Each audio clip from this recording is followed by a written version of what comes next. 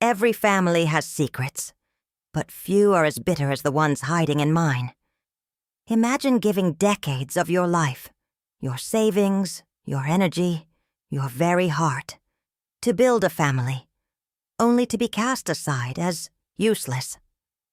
My name is Linda Carter, and for over 60 years, I've been the woman behind the scenes, making sure everyone else could shine. Yet one stinging Sunday dinner changed everything.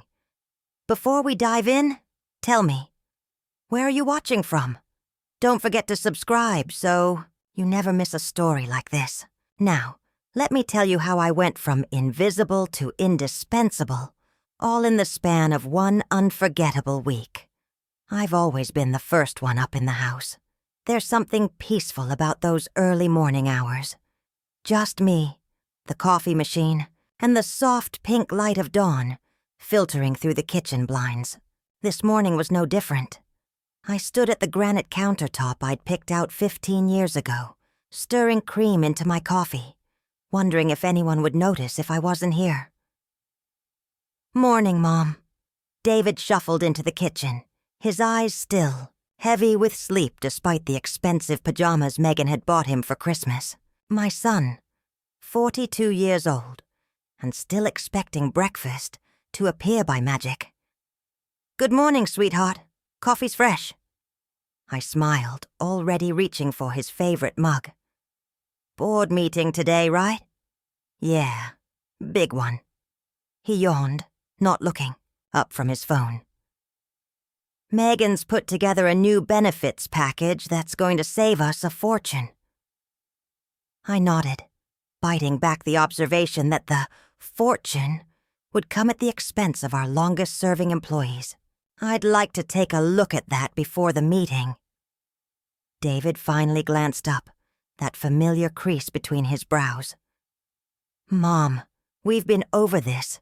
You don't need to micromanage everything anymore. That's why we have Megan." "I'm not micromanaging. I'm the CEO. It's literally my job to know these things."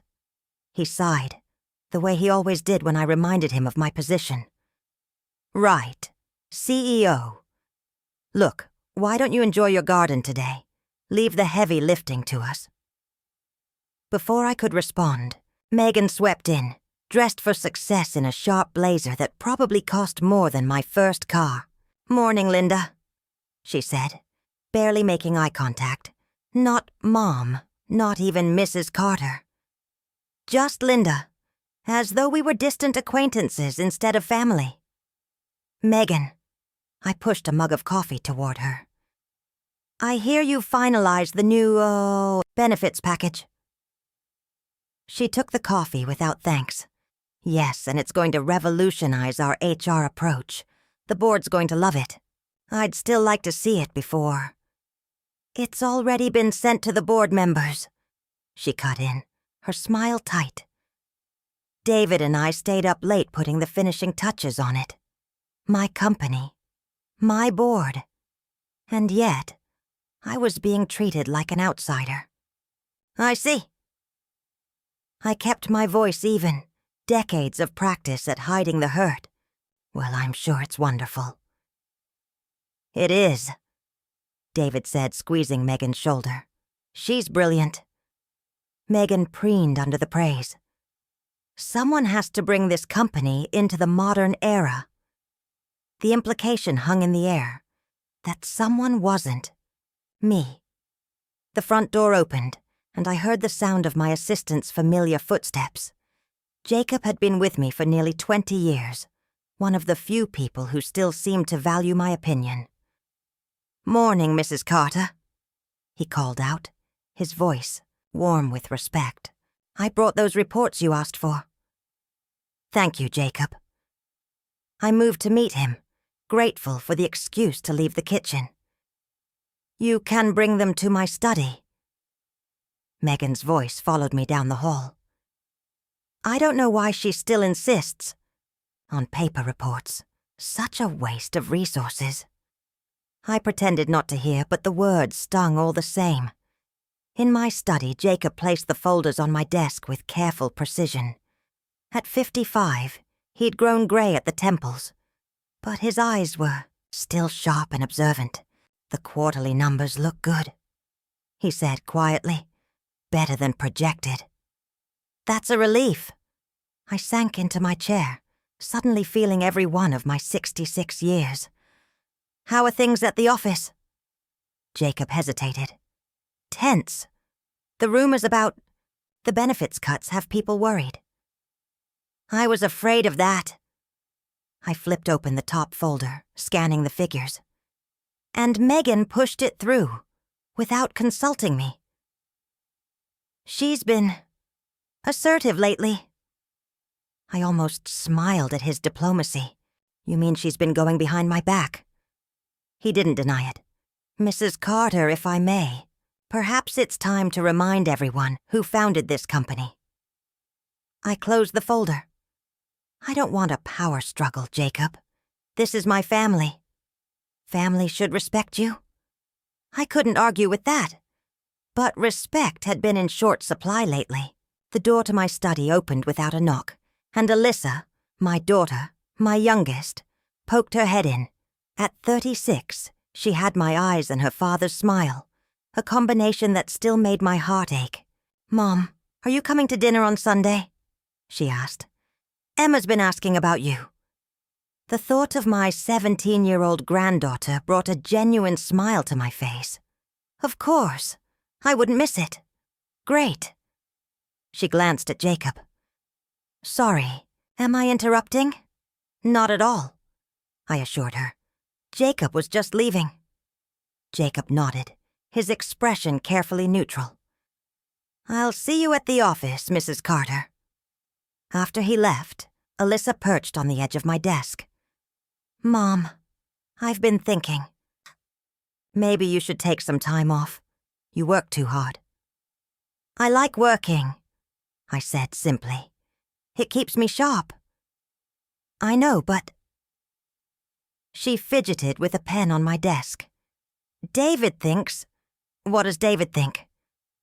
I kept my tone light, though I already knew the answer. "He thinks it might be time for you to step back a bit. Enjoy your retirement." "I'm not retired." I straightened in my chair. "I'm the CEO of a company I built from nothing. A company that put you and your brother through college, that paid for your first house."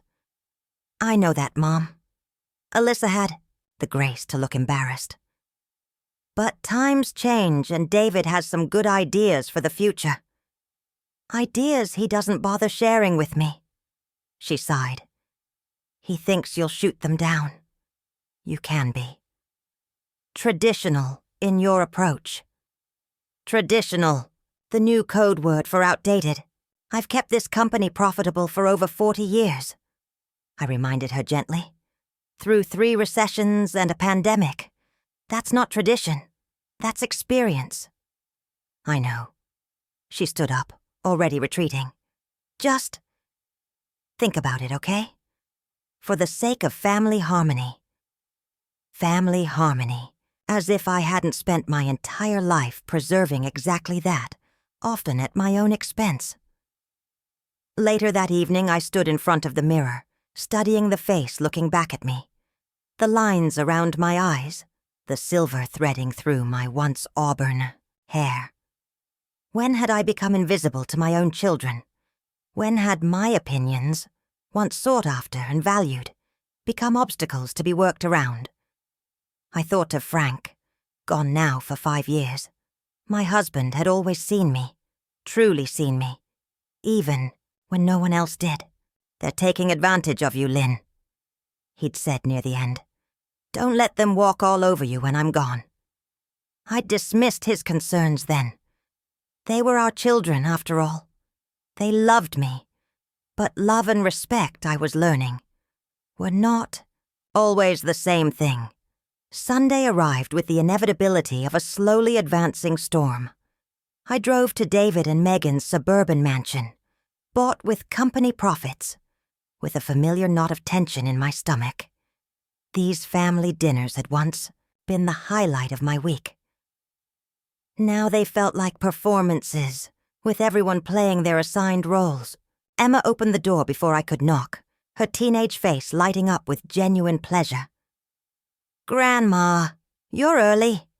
I hugged her close, breathing in the scent of her strawberry shampoo. "Hello, sweetheart. I brought your favorite cookies. You're the best." She took the tin from my hands, leading me inside. "Mom and Dad are fighting in the kitchen, so maybe we could hide these before they notice." I laughed, a real laugh for the first time that day. Your secret's safe with me. The house was immaculate as always, a showcase of Megan's expensive taste. Family photos lined the walls, carefully curated to present the image of perfect happiness. I noticed that the most recent ones rarely included me.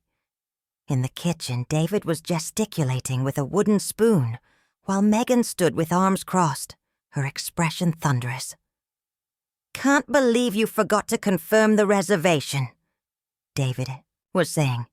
"Now we're stuck here, and I've got nothing prepared." "Me? This was your responsibility." Megan snapped back. "You're the one who insisted on this restaurant." They fell silent when they noticed me, their argument tucked away behind forced smiles. "Mom, you're early," David said, as though this was some kind of transgression.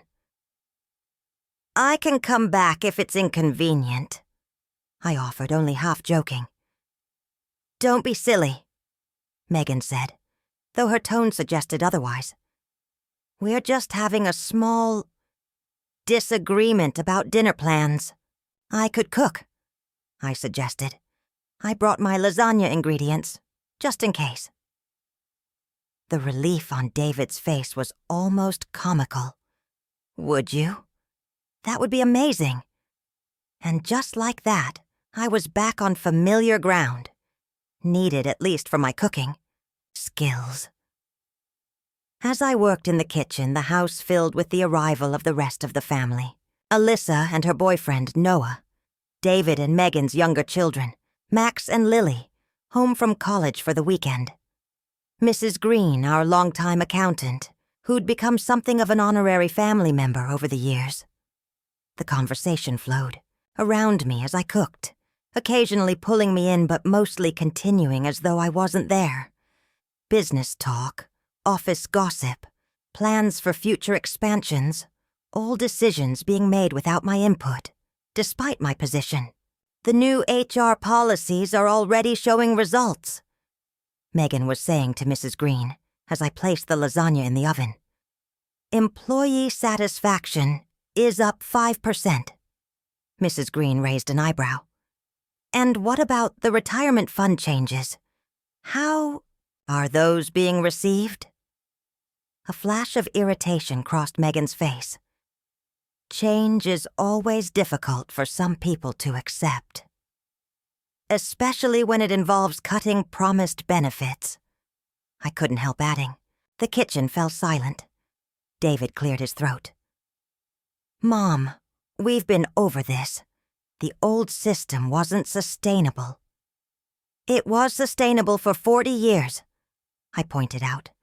"When your father and I started this company." "Yes, we know," Megan interrupted, not bothering to hide her impatience. "When you started the company, things were different. But this isn't the Stone Age anymore, Linda. We have modern solutions to modern problems." I felt a flash of heat rise to my face, but kept my composure. "Of course, I'm just suggesting that experience has value too." "Experience is one thing," David said carefully. "Resistance to change is another." Mrs. Green watched this exchange with shrewd eyes, saying nothing but missing nothing. The tension was broken by Emma, bless her heart, bouncing into the kitchen. "Grandma, is dinner almost ready? I'm starving." "Almost, sweetheart." I smiled at her, grateful for the interruption. "Why don't you help me set the table?" As we arranged plates and silverware, Emma's chatter washed over me like a balm. She told me about her school projects, her friends, her dreams for college next year. She asked my advice and actually listened to my answers, a novelty that nearly brought tears to my eyes. "Dad says you built the company from nothing," she said as we folded napkins. "That's pretty badass, Grandma." I laughed despite myself. "Language, young lady. But yes, your grandfather and I started with a small office and big dreams. It wasn't easy." "What was Grandpa like? At work, I mean?" The question caught me off guard. He was visionary, charismatic. Everyone loved Frank. He could charm the birds from the trees. But the practical details, the actual running of the business, that fell to me. "Really? Dad always talks like Grandpa did everything." I smoothed a napkin with perhaps more force than necessary. "Your grandfather was the face of the company. I was its backbone. That's what Jacob told me once," Emma said thoughtfully. "He said you were the quiet backbone of everything." The phrase struck me, so accurate it almost hurt. The quiet backbone. Essential but unseen. Supporting everything but acknowledged. By no one. Dinner was served, and for a while the conversation turned to lighter topics. The food was praised. My one reliable contribution, it seemed. And family stories were shared. For brief moments, I could almost forget the undercurrents of dismissal and disrespect. But then David brought up the upcoming board meeting, and the dynamic shifted once more. "We're projecting our best quarter yet," he announced, helping himself to seconds. "The restructuring is already paying dividends." "Restructuring?" I asked. "What restructuring?" A look passed between David and Megan, quick but unmistakable. "Just some departmental shifts," David said vaguely. "Nothing major." "As CEO, I should be informed of any restructuring, major or otherwise," I said, keeping my voice level. Megan sighed audibly. "Linda, you're not involved in day-to-day operations anymore. That's why you have us." "I'm still the CEO," I repeated, feeling my patience thinning. "On paper," Megan muttered, just loud enough for everyone to hear. The table fell silent. Even the children seemed to sense the tension. "What does that mean?" I asked carefully. David shot Megan a warning look, but she was already committed to her course. "It means," she said with exaggerated patience, "that your position is largely ceremonial at this point, for appearance's sake." I felt as though I'd been slapped. Ceremonial? I founded this company. I built it from nothing. "Decades ago," Megan countered. "Business has changed. The world has changed." "Megan," David cautioned, but she waved him off. "No, it needs to be said. Linda, you're not contributing meaningfully anymore. The decisions are being made by those of us who understand the modern marketplace." The silence that followed was deafening. I looked around the table, seeking any ally, any face that would contradict this brutal assessment. Alyssa stared at her plate. Mrs. Green's expression was carefully blank. David looked uncomfortable but didn't speak up. Only Emma looked horrified, her young face registering the cruelty of what had just been said. "I see," I said finally, my voice steadier than I felt. "So I'm useless, is that it?" "Mom, no one's saying that," David began. "That's exactly what she's saying," I cut in. "And you're not disagreeing." Megan had the audacity to look exasperated. "I'm simply being honest. Your talents were suited for a different era. Now you're holding us back." "Holding you back," I repeated, the words bitter on my tongue. "From what exactly?" "Record profits, expansion into 3 new states, international partnerships, All things that happened under my leadership, I might add.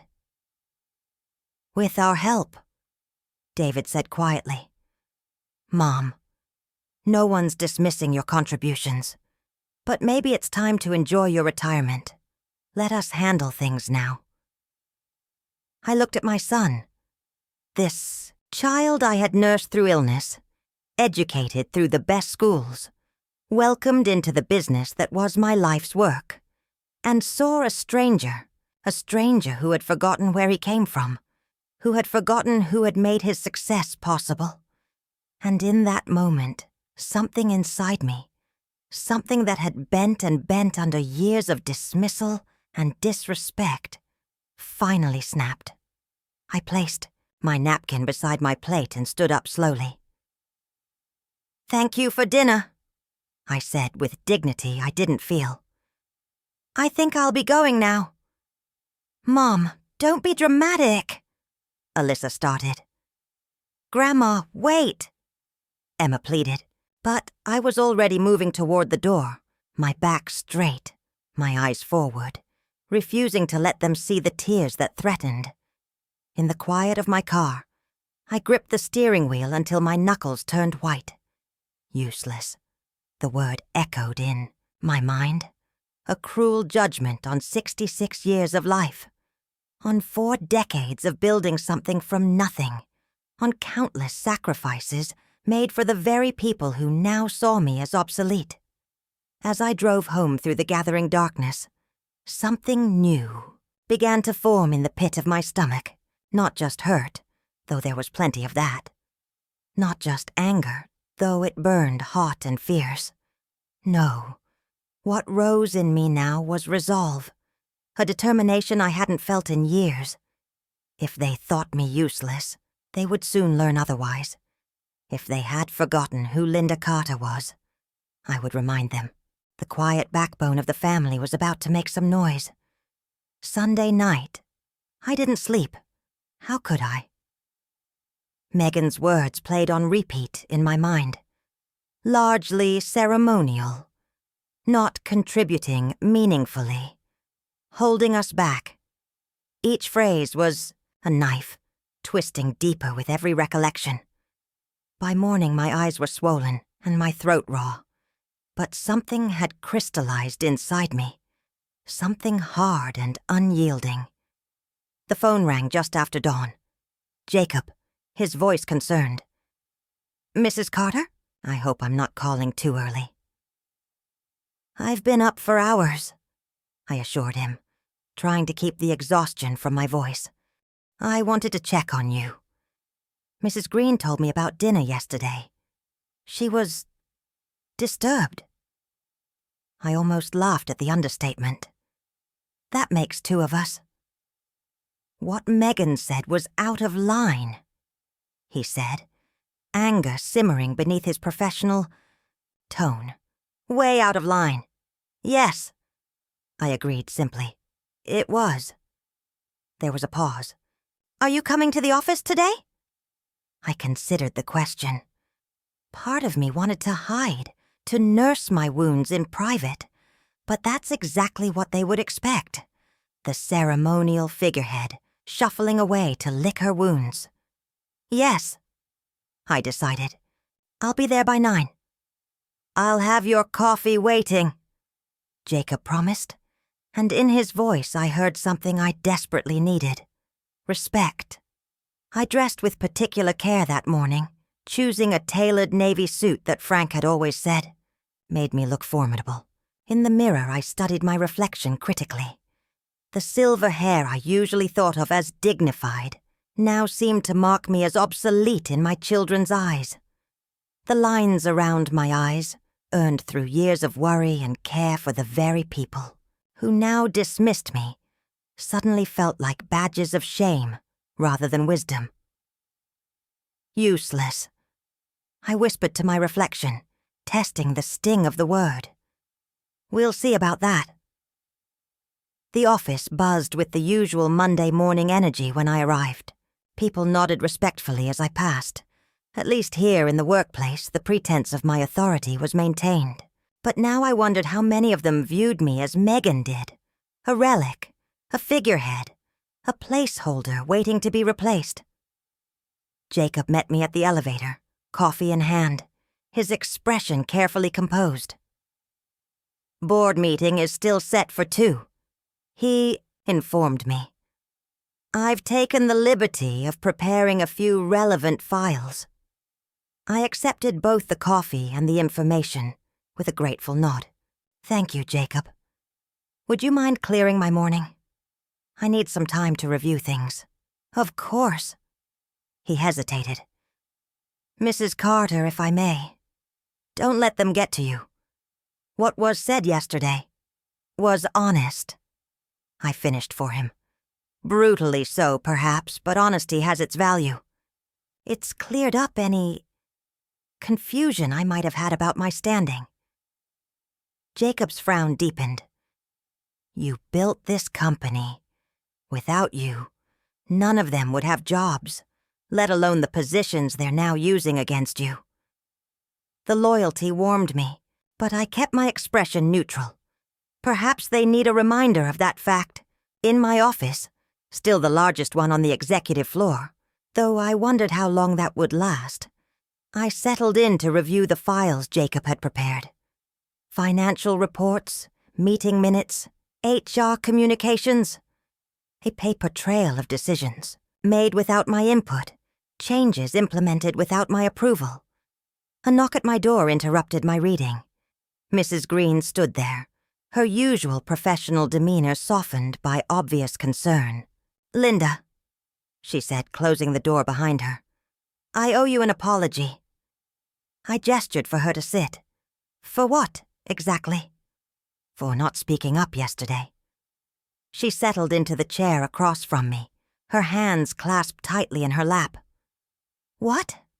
Megan said was unconscionable, and I sat there silent like a coward.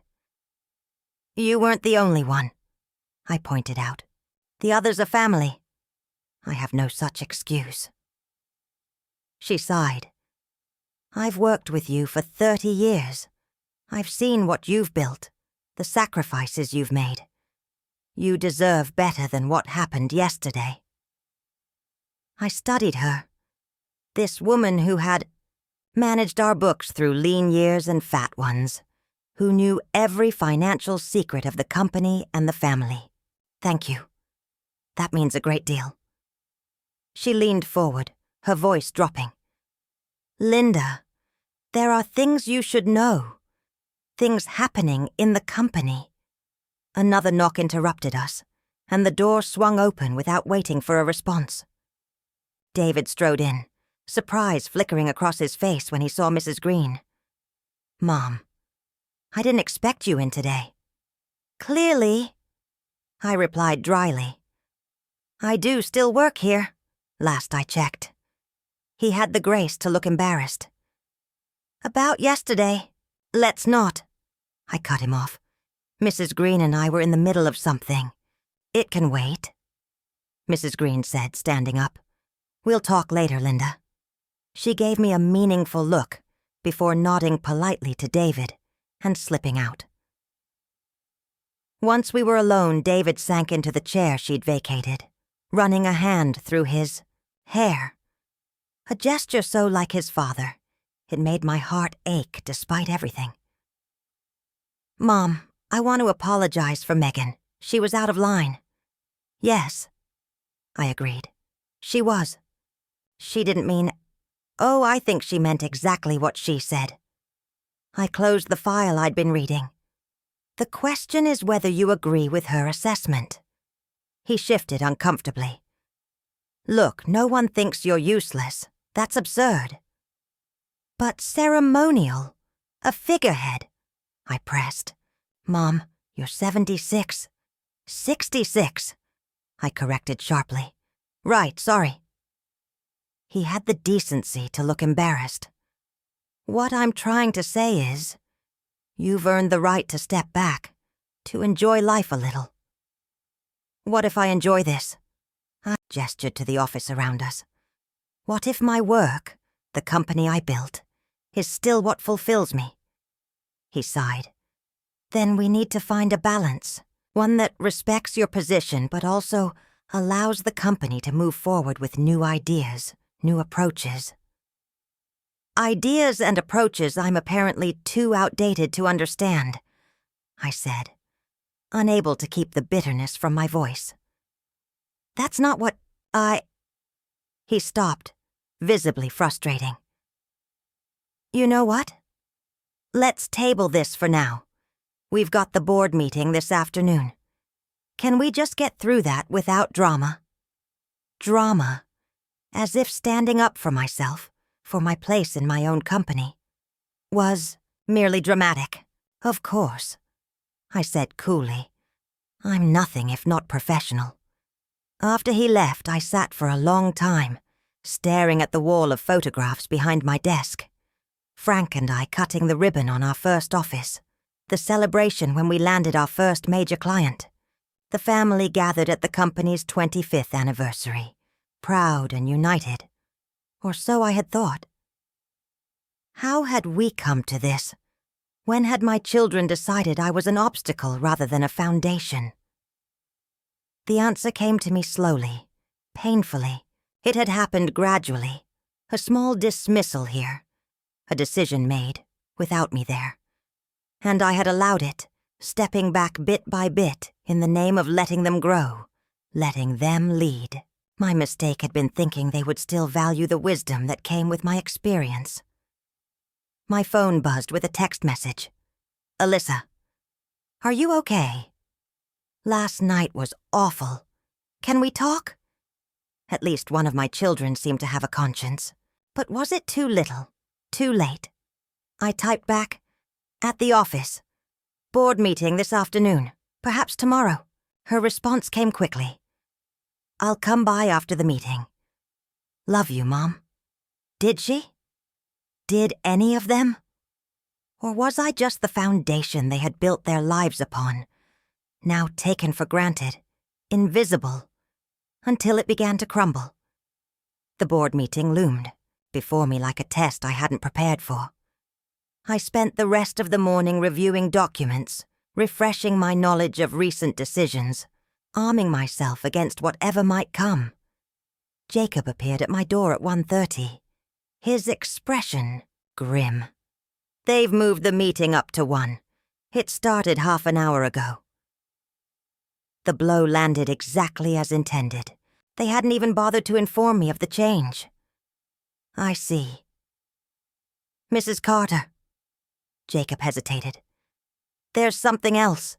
The retirement package. They're planning to vote on it today. My retirement package, which I had neither requested nor agreed to. I stood up, straightening my jacket. Well then, we shouldn't keep them waiting, should we? The boardroom fell silent when I entered, 8 faces turning toward me with expressions ranging from embarrassment to defiance. David sat at the head of the table, my place, with Megan at his right hand. Spreadsheets and presentations were displayed on the screen behind them. Linda, one of the board members, Thomas Wilkins, spoke first. We were just discussing the Q2 projections. So I see, I replied, taking the only empty chair, at the far end of the table, as far from the position of authority as possible. How convenient that the meeting time was changed without my knowledge. We sent an email, Megan said smoothly. Perhaps you missed it. I didn't dignify the obvious lie with a response. Instead, I looked directly at Thomas. And what were the Q2 projections showing? Growth across all sectors, he reported. Particularly promising results from the new markets David opened in the Southwest. Excellent, I nodded. And the employee satisfaction surveys following the benefits changes. A flicker of discomfort crossed several faces. Mixed, Thomas admitted. There's been some pushback from the senior staff. As I predicted, I couldn't help adding. People don't appreciate having promised benefits reduced, especially those nearing retirement. The changes were necessary for long-term stability, Megan insisted. And speaking of retirement, she glanced at David. He cleared his throat. We've been discussing a transition plan, Mom, for leadership. And there it was, the coup, dressed up in corporate language. Have you? I kept my voice level. How interesting that the CEO wasn't included in these discussions. We wanted to have something concrete to present to you, David said, not meeting my eyes. A comprehensive package. A golden parachute, I translated, to ease me out the door. A recognition of your invaluable contribution. Thomas tried, always the diplomat. My contribution isn't finished, I said quietly but firmly. Unless this is an attempt to force me out. The silence that followed was damning. Mom, David began, his tone placating. No one's forcing anything. We're simply suggesting a structured transition. You'd remain as chairman emeritus, with full benefits and a generous stipend. But day-to-day operations would shift to you, I finished. Or perhaps to Megan. Megan's smile was thin. We'd form a transition committee. But yes, David would assume the CEO position. I see. I looked around the table at these people who had known me for years, some for decades. And you all support this plan? This removal? More uncomfortable shifting. Thomas spoke up again. Linda, no one uses words like removal. This is about honoring your legacy while allowing the company to evolve. My legacy, I repeated, the words bitter on my tongue. Let me tell you about my legacy. I mortgaged my house, twice, to keep this company afloat during the recession. Of Joe Waite. I worked 80-hour weeks while raising 2 children when Frank was in the hospital for 3 months after his first heart attack. I personally called every single client when our main competitor tried to poach them in 2015. That's my legacy, and it's not finished. No one's diminishing what you've done, David insisted. But times change, Mom. Companies evolve. And old women are put out to pasture. I finished for him. Is that it? For God's sake! Megan burst out. This is exactly why we need new leadership. This emotional, personal approach to business is outdated. We need strategic thinking, not sentimentality. I looked at her, really looked at her, and saw the naked ambition, the impatience. Not just with me, but with anyone who stood in her way. Including, I suspected, my son. I'd like to see the full proposal, I said at last, in writing, and I'd like time to review it with my personal attorney. Of course, Thomas agreed quickly, relief evident in his voice. We can table this until next week's meeting. Thank you. I stood up, my dignity intact despite the humiliation burning in my chest. If you'll excuse me, I have some calls to make. I left before anyone could respond, my back straight, my eyes forward. Only when I reached the privacy of my office did I allow myself to shake, to feel the full impact of what had just happened. They wanted me gone. My family, my colleagues. They had decided I was expendable. Worse, they had decided I was a liability. Jacob appeared in my doorway, his face a mask of contained fury. I've heard. The whole building's buzzing about it. Close the door, I said quietly. He did so, then stood watching me with concern. What will you do? The question hung in the air, enormously significant. What would I do? Accept the inevitable with grace? Fight a losing battle against my own family? Neither option appealed. I'm not sure yet, I admitted. "But I know one thing. I won't be pushed aside like some embarrassing elderly relative. Not from the company I built. Not by the children I raised." "You have more support than you know," Jacob said. "Not everyone agrees with what's happening." "Thank you." I managed a small smile. "I think I'd like to be alone now. I need to think." After he left, I sat at my desk for a long time, staring out at the city skyline, a vista that had changed dramatically over the decades, just as my company had. Just as my family had. My phone buzzed again. A message from Emma. What they did to you was wrong, Grandma. I'm so sorry. Out of the mouths of babes. Even my teenage granddaughter could see the injustice that my adult children seemed blind to. Another message appeared beneath it. "Dad says you're retiring. Is that true?" So they were already spreading the narrative, preparing the way for my quiet exit. I typed back. "Nothing's decided yet. Don't worry, sweetheart." But as I set down my phone, I knew a decision had been made. Not by them, but by me. The breaking point had been reached. The quiet backbone of the family had been bent too far. Now it was time to push back. Morning found me in my home office before dawn, surrounded by decades of paperwork. Financial statements, legal documents, board minutes.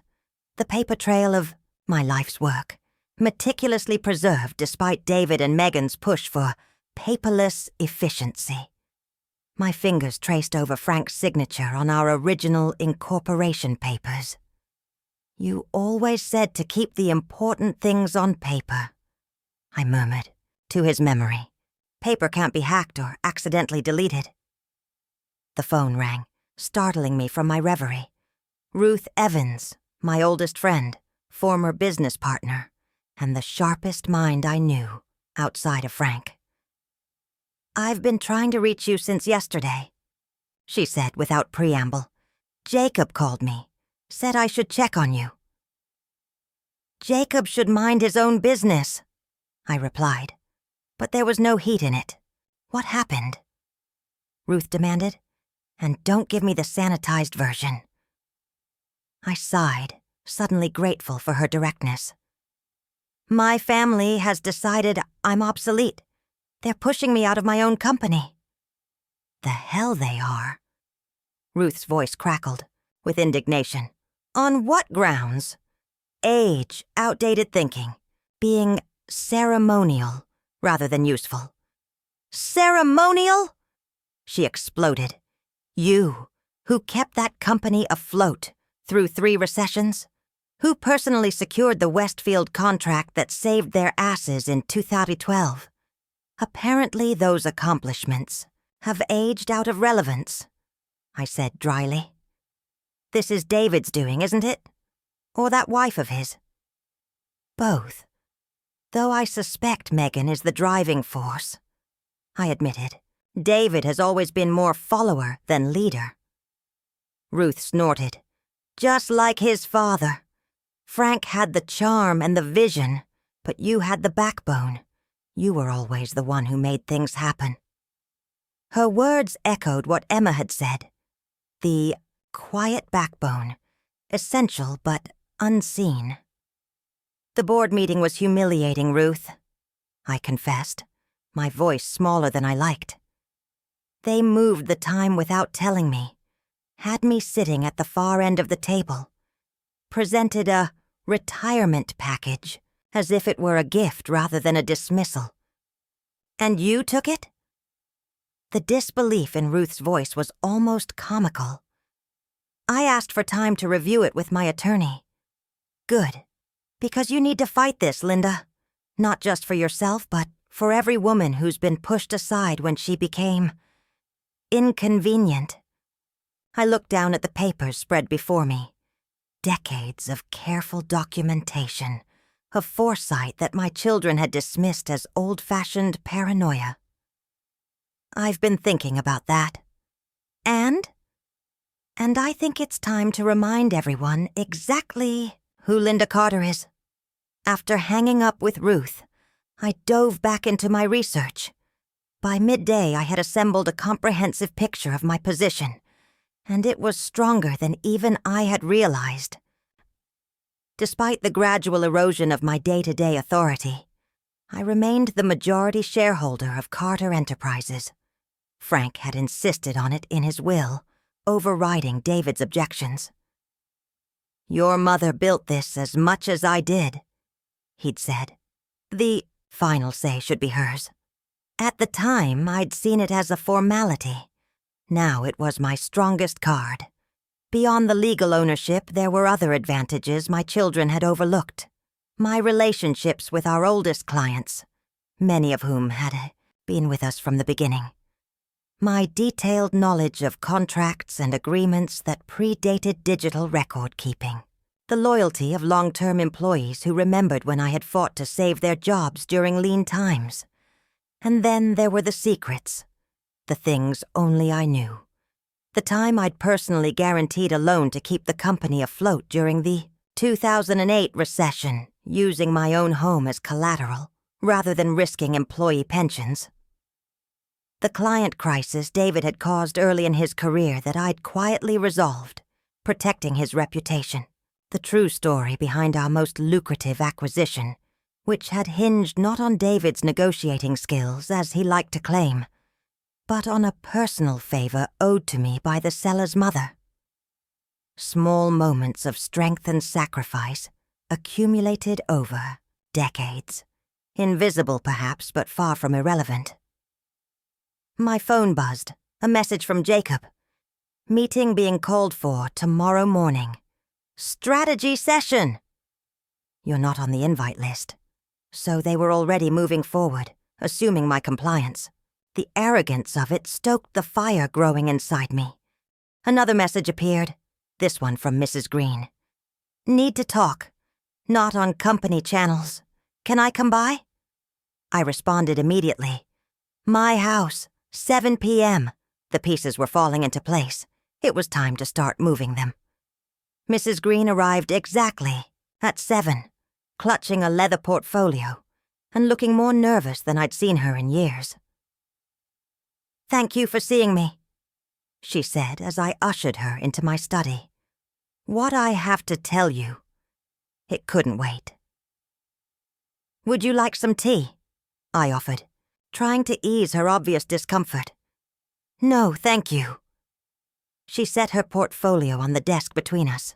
Linda, there are things happening at the company that you need to know about. Things I should have told you sooner. I settled into my chair, keeping my expression neutral. Go on.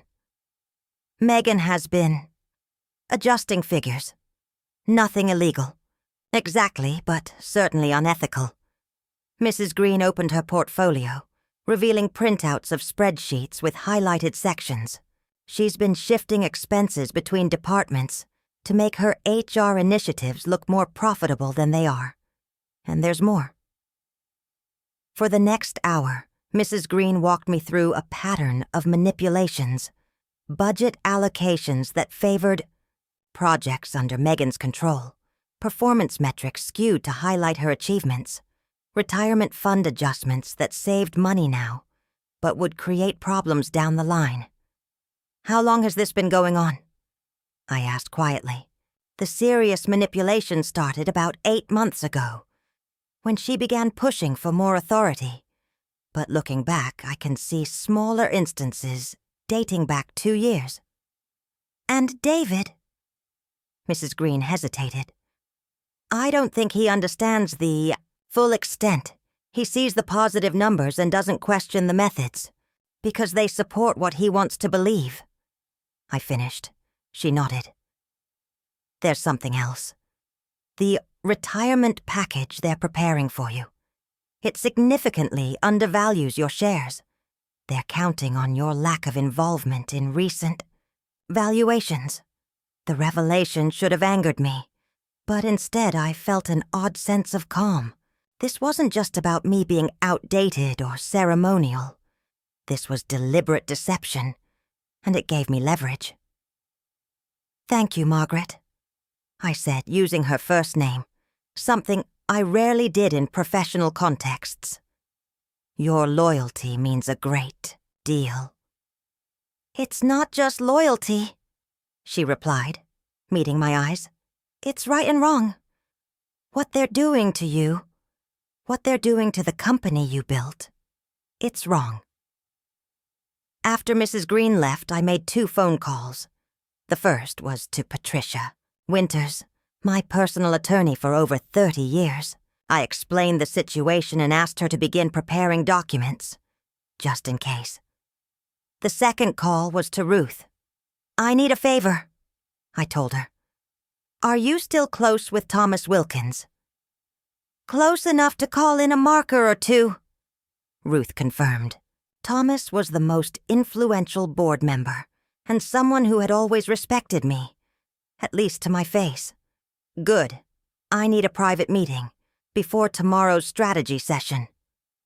Consider it done, Ruth promised. And Linda, give 'em hell. I slept better that night than I had in weeks. There's something clarifying about having a plan, about moving from victim to strategist. The next morning, Jacob called as I was getting ready to leave. Mrs. Carter, I've been asked to cancel your appointments for today. Megan says you've agreed to begin your transition period, effective immediately. The boldness of the lie took my breath away. Did she now? And what did you tell her? That I would need to confirm such a significant change directly with you, he replied, a hint of satisfaction in his voice. Good man. I checked my watch. I'll be in the office at 9:30. Please clear my schedule from 10 to 11 for a meeting with Thomas Wilkins. And Jacob, not a word to anyone. Of course, Mrs. Carter. The office had a different energy when I arrived. Whispers that died as I passed, glances quickly averted. News of my imminent retirement had clearly spread. I kept my head high, acknowledging greetings with the same warm professionalism I'd always shown. In my office, I found flowers, a dramatic arrangement with a card that read, "Thank you for your years of service." No signature, but Megan's touch was unmistakable, a public signal that my departure was a done deal. I left them where they were. Evidence. Thomas Wilkins arrived precisely at 10, his lined face grave beneath silver hair. A contemporary of Frank's, Thomas had been with the company almost from the beginning. Linda, he greeted me, taking my offered hand in both of his. Ruth was quite insistent that I see you immediately. Thank you for making the time, I replied, gesturing to the seating area rather than the more formal desk arrangement. I believe we have important matters to discuss. I laid out what I had learned. Megan's financial manipulations, the undervalued retirement package, the systematic effort to push me out of my own company. I kept my tone businesslike, presenting facts rather than grievances. Thomas listened without interruption, his expression growing increasingly troubled. When I finished, he sat in silence for a long moment. I knew something felt off, he said finally. But I had no idea it went this deep. Few did, I acknowledged. I myself have only recently put the pieces together. What do you intend to do? I met his gaze steadily. Assert my position as CEO and majority shareholder, address the financial irregularities, and ensure that this company, which I have given my life to build, remains true to the values it was founded on. There will be resistance, he warned. David has cultivated strong relationships on the board. I'm counting on it, I said, simply. Thomas's eyebrows rose. You want to fight? What I want is respect, I corrected. And if I have to fight for it, so be it.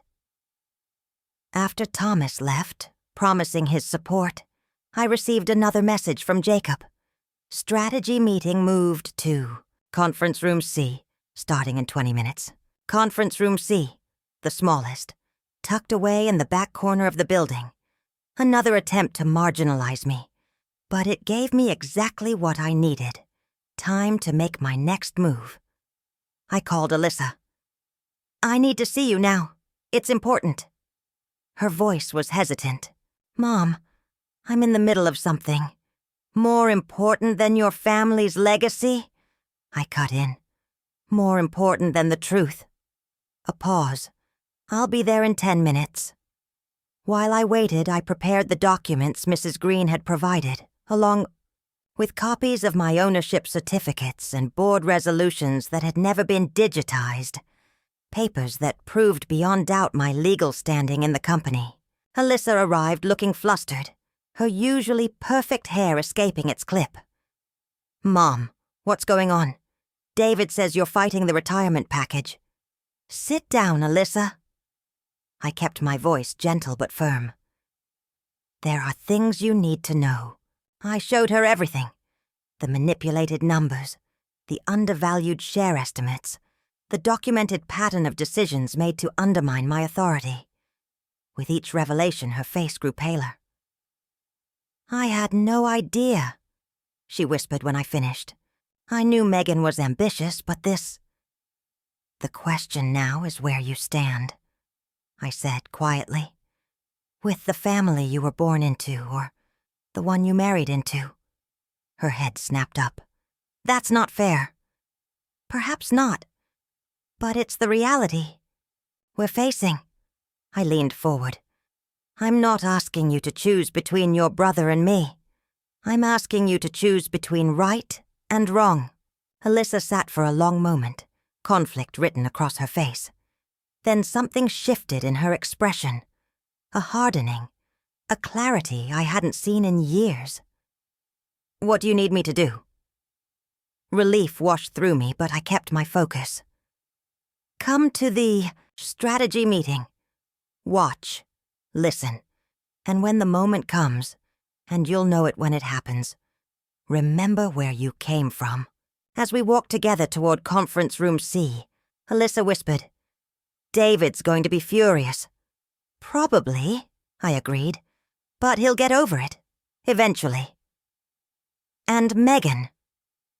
I gave my daughter a look that must have revealed more of my determination than I intended because she actually took a step back. "Megan," I said quietly, "is about to learn a valuable lesson about underestimating older women." The so-called strategy meeting fell silent when Alyssa and I entered together. 8 people sat around the small table with David at the head, and Megan at his right hand, a mirror of the board meeting arrangement. Empty chairs had been placed against the wall, clearly intended for observers rather than participants. "Mom," David began, visibly thrown, "we didn't expect you." "Clearly," I said pleasantly, moving not to one of the wall chairs but directly to the table. People shifted awkwardly to make room. "But as CEO, I thought I should be present for a strategy discussion." Megan's smile was tight. "We're actually discussing transition plans. Your retirement transition." "Are we? How interesting." I settled into my seat. "Please, continue." David looked deeply uncomfortable but pressed on. "As I was saying, we've prepared a comprehensive package for Mom. 6 months of paid advisory status, followed by full retirement with generous benefits." He slid a folder toward me. "The details are all here." I didn't touch it. "And my shares?" A flicker of something crossed David's face. "We've arranged for a fair valuation and gradual buyout. It's all in the documentation." "I see." I looked around the table, noting who would meet my eyes and who wouldn't. "And who authorized this plan?" "The executive committee," Megan answered, smoothly. "It's a standard succession procedure." "Interesting," I replied, because as CEO and majority shareholder, I don't recall approving any succession procedure. The atmosphere in the room shifted subtly. Glances were exchanged. "Mom," David began in that patronizing tone I'd grown to hate. "We've been over this, the ceremonial role." "Let me stop you right there," I interrupted, my voice steel beneath silk. "My role is not ceremonial. My title is not honorary. I am the Chief Executive Officer of Carter Enterprises and the majority shareholder. Those are legal facts, not matters of opinion." Megan laughed, though no one joined her. "Linda, with all due respect, when was the last time you actually made an executive decision? The company has moved on. Business has changed." "Has it?" I opened my own folder, sliding copies of Mrs. Green's documentation onto the table. "Has business changed so much that financial misrepresentation is now acceptable practice? That manipulating departmental budgets to make personal initiatives look more successful than they are is considered good leadership?" The color drained from Megan's face. David stared at the papers in confusion. "What is this?" he demanded. "Evidence," I said simply, "of systematic financial manipulation under HR's direction. Nothing technically illegal. Mrs. Green was very clear about that, but certainly unethical, and certainly not in the company's best interests." "This is ridiculous," Megan sputtered. "Those numbers are accurate," came a voice from the doorway. Mrs. Green stood there, her expression resolute. "And I can verify every figure." The room erupted into nervous murmurs. David looked from the papers to Megan, doubt creeping into his expression for the first time. "This doesn't change anything," Megan insisted, though her voice had lost its certainty. "The board has already agreed to the succession plan." "Have they?" I raised an eyebrow. "That's strange, because I spoke with Thomas Wilkins this morning, and he seemed quite surprised by several aspects of this arrangement."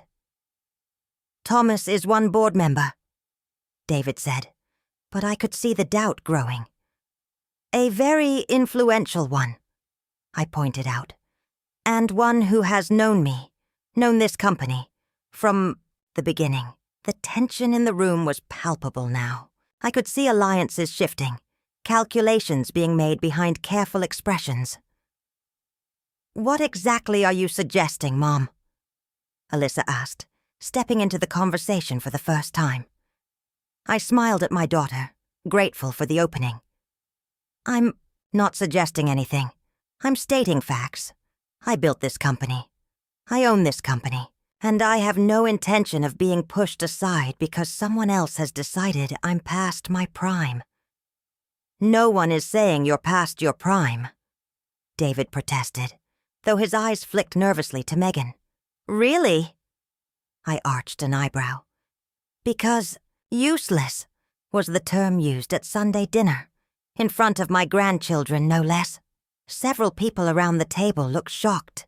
Megan had the grace to flush, though she quickly recovered. "That was a personal conversation taken out of context," she said stiffly. "The context seemed quite clear," I replied. "As was your intention, to diminish me, to paint me as obsolete." I looked around the table. "But here's what everyone seems to have forgotten. I have survived 3 recessions, 2 market crashes, and countless attempts by competitors to put us out of business. I have outlasted every challenge this company has faced." I stood up slowly, commanding the room's attention. "And I will outlast this one as well." With that, I gathered my papers and headed for the door. The board meeting scheduled for next week has been moved up to tomorrow at 10. I expect everyone present to be prepared to discuss both the financial irregularities I've uncovered and the unauthorized succession planning that's been undertaken. I paused in the doorway. And I suggest you all choose your positions carefully, because I promise you, I will remember who stood where when the dust settles. As I walked away, I heard the meeting dissolve into urgent whispers. Phase 1 complete. By afternoon, the ripples were spreading throughout the company.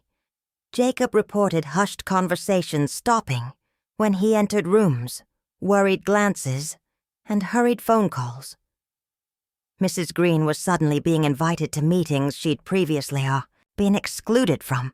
Thomas Wilkins was seen entering and leaving David's office, his expression grave. "They're panicking," Jacob observed with poorly concealed satisfaction. "Good," I replied. "Let them." The most surprising development came at 5 o'clock when Emma appeared at my office door, her school backpack slung over one shoulder. "Grandma, can I talk to you?" I welcomed her in, touched by her unexpected visit. "Of course, sweetheart. Is everything all right?"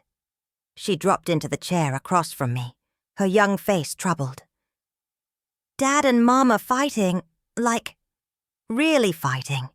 I heard them when I got home from school." "I'm sorry you had to hear that," I said, genuinely concerned. Whatever my issues with David and Megan, Emma shouldn't be caught in the crossfire. Mom keeps saying you're trying to ruin everything. Dad keeps saying she went too far. Emma looked at me directly, with a maturity beyond her 17 years. "What's really happening, Grandma?" I considered my answer carefully. Emma was young, but she wasn't a child, and patronizing her would only push her away. "Your parents and I have different visions for the future of this company," I said finally, "and different ideas about my place in it. They want you to retire." "Not a question. Yes, but you don't want to." "It's not just about what I want," I explained. "It's about respect, about acknowledging the value of experience, about not being dismissed because of my age." Emma nodded slowly. "Like when Dad says, 'Okay, boomer,' whenever you suggest something he thinks is old-fashioned." I couldn't help laughing at that. "Exactly like that." "Well, I think it sucks," she said with teenage bluntness. "You built this whole company. Dad's always bragging about being a second-generation CEO. But that means you were the first generation. You made it possible for him to have any of this. The simple truth of it, spoken so plainly, warmed me to my core." "Thank you, Emma. That means a lot." She shrugged, embarrassed by the emotion. "It's just true. Anyway," she dug in her backpack and pulled out a slightly crumpled envelope. "Dad told Mom he was going to throw this away, but I grabbed it when they weren't looking. I thought you should have it." Inside the envelope was a formal invitation to Emma's high school graduation ceremony, with a handwritten note. "Reserved seating for Linda Carter, front row center." "I want you there," Emma said simply. "In the front row, where you belong." As she left, I found myself blinking back tears. In all the strategic planning, the gathering of evidence, the careful positioning, I had almost forgotten what I was really fighting for. Not just my place in the company, but my place in my family. The right to be seen, to be valued, to sit in the front row of my granddaughter's life. The next morning dawned clear and bright, a stark contrast to the storm I knew was coming. I dressed with particular care, a deep blue suit that Frank had always said made me look powerful, pearl earrings that had been my mother's, sensible but elegant heels, armor of sorts. My phone buzzed with a message from Alyssa. "I'm with you, Mom, all the way." Another piece falling into place. By 9, the boardroom was already filling up. Not just the regular members, but department heads, senior staff even. a few long-time clients who had voting shares. Word had spread fast. David caught me in the hallway, his expression a mix of anger and confusion.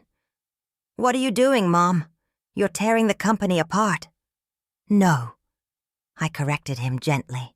"I'm saving it. From manipulation, from short-sighted leadership, from values that prioritize appearance over substance." "This isn't about the company," he accused. "This is about your ego, your inability to let go." "Is that what Megan told you?" I asked quietly. "That I'm clinging to power out of vanity?" He didn't answer, which was answer enough. "David," I sighed, "I raised you to be better than this, to see people for who they are, not what they can do for you." I straightened, his tie, a mother's gesture from decades of mornings. "I hope by the end of today you remember that lesson." The boardroom fell silent as I entered. Not at the far end this time, but at the head of the table, my rightful place.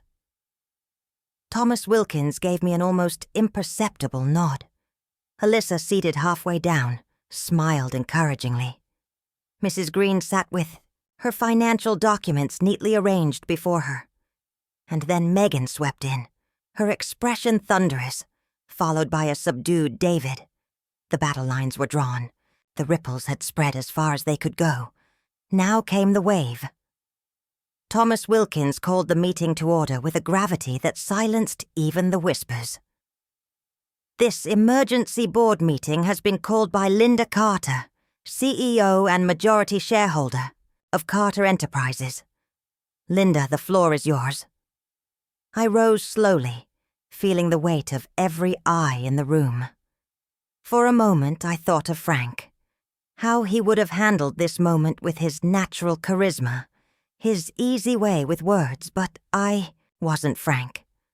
I was the quiet backbone, the steady hand, the one who had kept things running while he took the spotlight.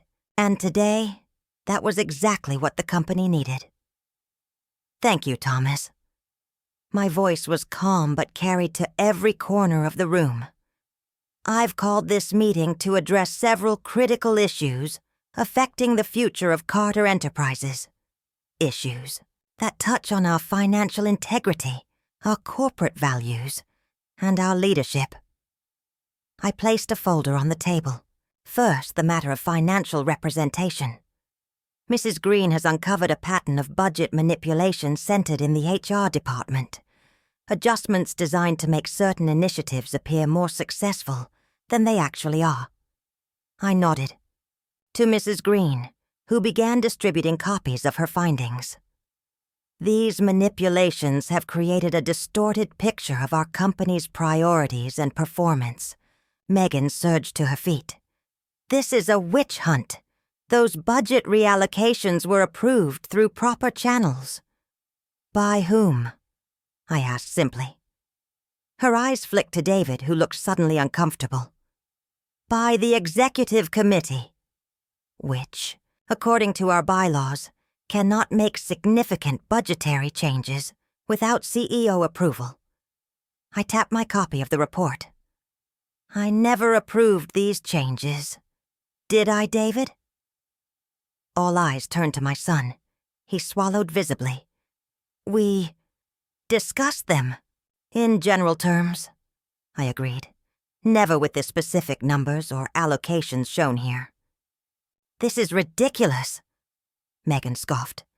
"Linda barely reviews financial documents anymore. She's been functioning as a figurehead for years."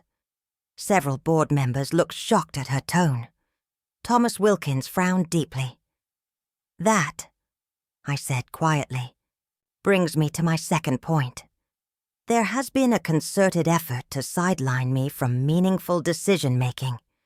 Meetings rescheduled without my knowledge, documents withheld, options presented as fait accompli, rather than for genuine consideration." "Mom," David began, that placating tone creeping back into his voice. "No one has been trying to sideline you. We've simply been trying to streamline processes." By excluding the CEO from strategic decisions? Thomas asked pointedly. David flushed. Not excluded. Just... The timing hasn't always worked. Out. Like yesterday's strategy meeting. I raised an eyebrow. The one scheduled specifically during my standing appointment with our largest client. The one where retirement documents with my name on them were being discussed. Murmurs rippled through the room. David looked increasingly uncomfortable. The truth, I continued, is that there has been a systematic attempt to push me out of my own company. A company I founded. A company I mortgaged my home to save during the 2008 recession. A company where I have worked 80-hour weeks for over 40 years. No one is denying your contributions, Linda, Megan said, her tone softening in a transparent attempt to change tactics. We're simply suggesting that times have changed. The company needs forward-thinking leadership.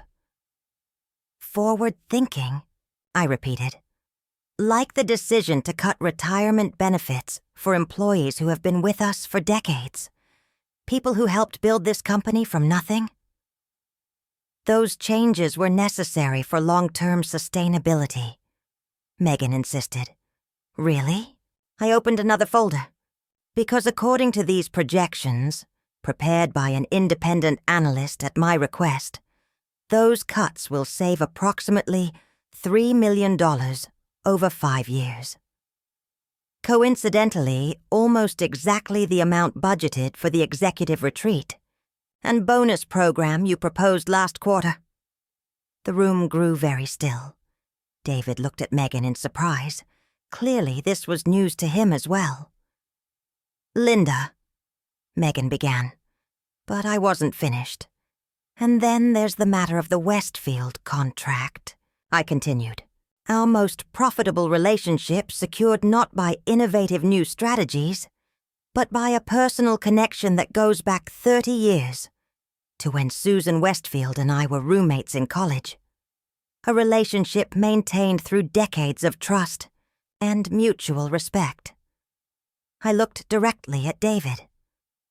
A relationship you nearly destroyed 3 years ago with that disastrous negotiation attempt. Do you remember?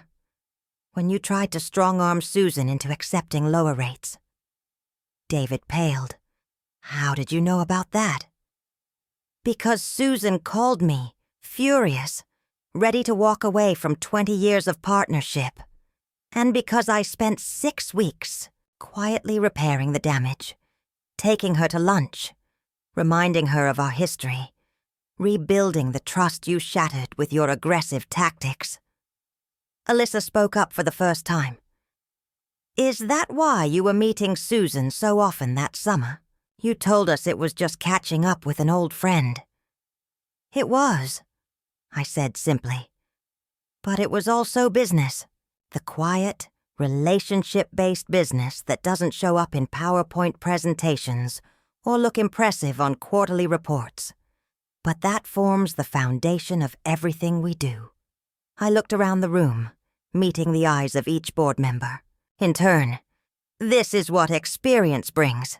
Not just knowledge of spreadsheets and processes, but knowledge of people, of relationships, of the invisible web of trust and respect that underlies any successful enterprise. The silence that followed was profound. I could see the calculations happening behind eyes, the re-evaluation of assumptions. Even David looked shaken, though. Megan's expression remained defiant. None of this changes the fact that the company needs to evolve, she insisted. To attract younger clients, fresh talent. I agree completely, I said, surprising her. Evolution is essential, but evolution doesn't mean erasing what came before. It means building upon it.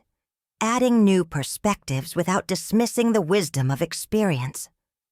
I turned to Alyssa, which is why I'd like to propose a new leadership structure, one that honors our legacy while embracing the future. Alyssa looked startled but quickly composed herself. I'm listening. A true partnership, I outlined, myself as CEO, with Alyssa as President and Chief Operating Officer, David remaining as Chief Strategy Officer, focusing on the areas where his skills are strongest, client acquisition and market development. "And Megan?" David asked tightly. I met Megan's gaze directly. That would depend on her willingness to work within established ethical guidelines and to recognize the value chain of this organization, from the newest hire to the most senior executive. The implication was clear: reform or resign. Megan's face flushed with anger. "This is a coup! A desperate attempt by an aging CEO to cling to power." "No," Thomas Wilkins said firmly. "This is governance, accountability, the proper functioning of corporate oversight." He looked around the table. "I moved to support Linda's proposed leadership restructuring, pending a full audit of the financial irregularities identified by Mrs. Green." "Seconded," called another board member. "All in favor?" Thomas asked. Hands rose around the table. Not everyone, but a clear majority. David stared at them in disbelief. Megan's face was a mask of barely controlled fury. "The motion carries," Thomas announced. Linda Carter remains CEO, with Alyssa Carter promoted to President and COO. A financial audit will begin immediately. I exhaled slowly, feeling a weight lifting that I hadn't even realized I was carrying. Not just the weight of this fight, but the weight of years of being diminished, dismissed, rendered invisible. "Thank you," I said simply. "I promise to uphold the trust you've placed in me, and to ensure that this company remains true to the values on which it was founded." As the meeting broke into smaller discussions, Alyssa made her way to my side. "Mom," she whispered, "are you sure about this? About me as president?" I squeezed her hand. "More sure than I've been about anything in a long time.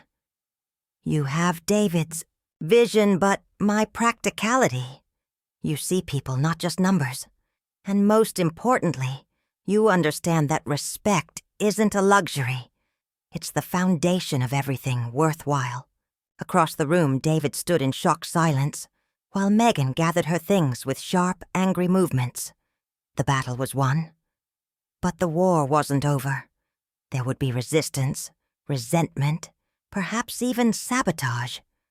But for the first time in years, I felt fully present in my own life, my own company, seen, heard, respected. The quiet backbone had finally spoken, and this time, everyone had listened. The week following the board meeting was one of seismic shifts at Carter Enterprises. The financial audit began in earnest, with Mrs. Green leading a team through years of records. Alyssa moved into the president's office, not David's former space, but a newly renovated area adjacent to mine, symbolizing our partnership rather than a hierarchy. And Megan? Megan was conspicuously absent, having taken an abrupt, personal leave after the board's decision. David, meanwhile, existed in a state of cold fury. He appeared for required meetings, performed his reduced duties with minimal engagement, and avoided being alone with either Alyssa or me. "He'll come around," Alyssa tried to reassure me after a particularly tense strategy session. "He just needs time to process." "Perhaps," I agreed. Though privately, I wondered if the damage ran deeper than either of us wanted to admit. Emma provided regular intelligence from the home front. "Dad barely talks at dinner," she reported during one of our now regular afternoon teas. "And Mom keeps making these snide comments about family loyalty and knowing who's really on your side. I'm sorry you're caught in the middle," I told her sincerely. She shrugged with teenage nonchalance that didn't quite hide her distress. I'm used to it. They fight a lot anyway. This is just more specific. The full family confrontation I'd been expecting, dreading, finally came on Friday evening when I arrived home to find David's car in my driveway. Alone, I noted. No Megan. He was waiting in the living room, staring at the family photos on the mantel. Pictures spanning decades. Children's birthdays, graduations, weddings, Frank's and my anniversary celebrations. A visual record of a family that had once seemed unbreakable. "David," I acknowledged, setting down my purse. "This is a surprise." He turned, and the raw emotion on his face caught me off guard. Not anger, as I'd expected, but something more complex. Pain, confusion, a deep, fundamental uncertainty. "Why?" he asked simply. "Why now? After all these years of letting me, take the lead. Why suddenly pull rank? Why humiliate me in front of the entire board?" I sighed, motioning for him to sit. "Is that what you think happened? That I humiliated you? What would you call it?"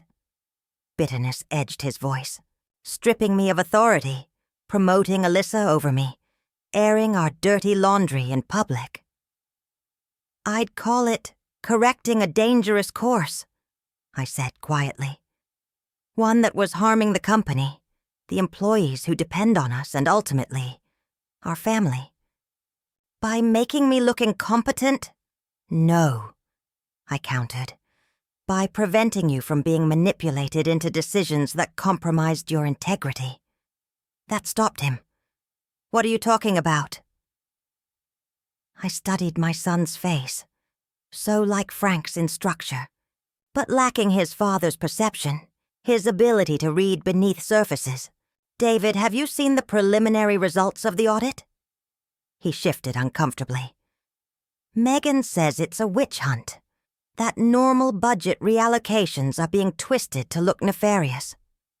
"And you believe that?" "She's my wife," he said, as if that answered everything.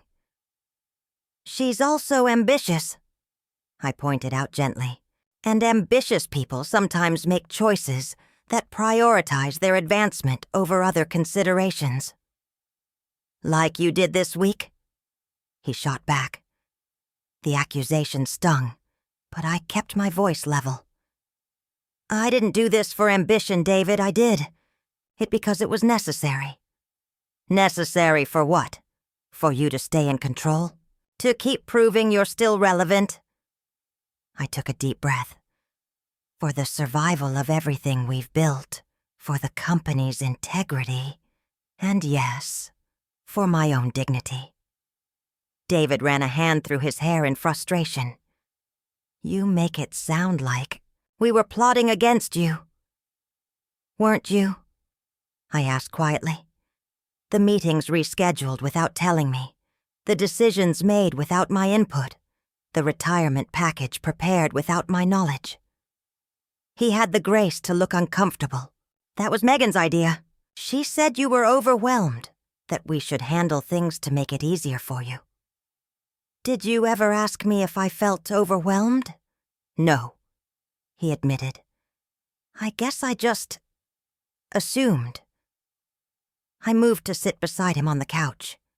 "David, when did you stop seeing me as a person and start seeing me as a problem to be managed?" The blunt question hit him hard. He stared at me for a long moment, then looked away. "I don't know," he whispered.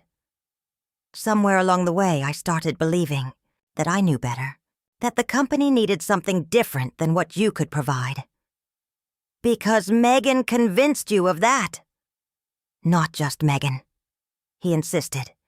"The industry is changing. New technologies, new approaches." "All of which I've weathered before," I reminded him. "The internet age, mobile revolution, cloud computing.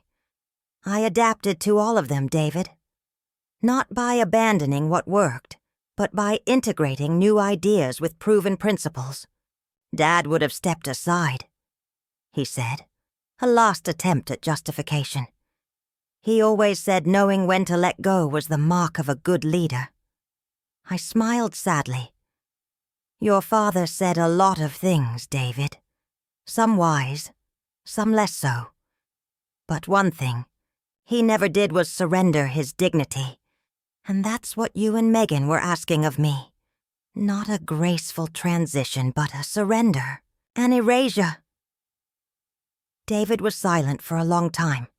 Then, almost reluctantly, he reached into his jacket pocket and pulled out a folded document. The audit results, he said flatly.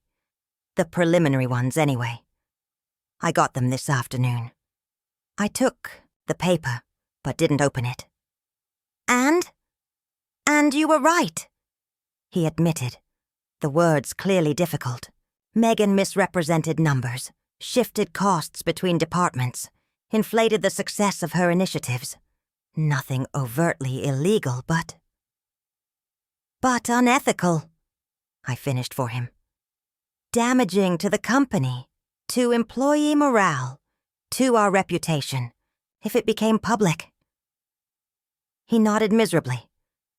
She says it was all for the good of the company, to attract investors, to position us for growth. At any cost? He didn't answer, didn't need to. David, I said gently, the company isn't just a collection of numbers and assets. It's people, relationships, trust, things that take years to build and moments to destroy.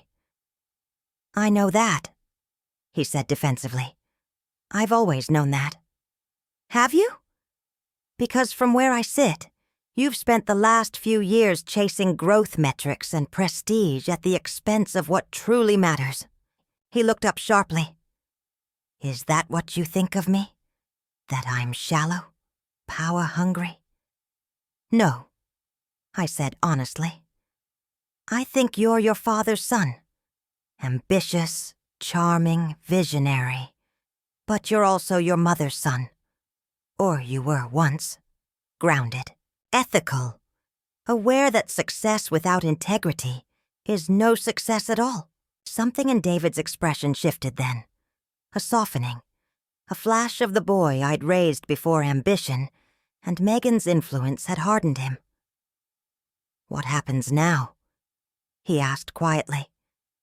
That depends, I replied, on whether you're willing to remember who you really are, on whether you're ready to rebuild what's been broken, not just between us, but within the company. And Megan? I sighed. Megan will have choices to make, as will we all. He stood, looking suddenly exhausted. I should go. It's a lot to process. I nodded, not pushing for more. As he reached the door, I said, David, whatever happens, you're still my son. That hasn't changed. It never will. He paused, his back to me. I know, Mom. His voice was rough with emotion. I wish I'd remembered that sooner. After he left, I sat alone in the quiet house, feeling the weight of the day, of the week, settling over me. The battle wasn't over. Might never be truly over.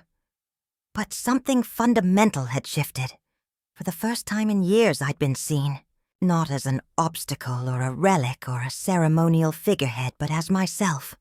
Linda Carter, mother, businesswoman. The quiet backbone that had held everything together for longer than anyone had bothered to notice.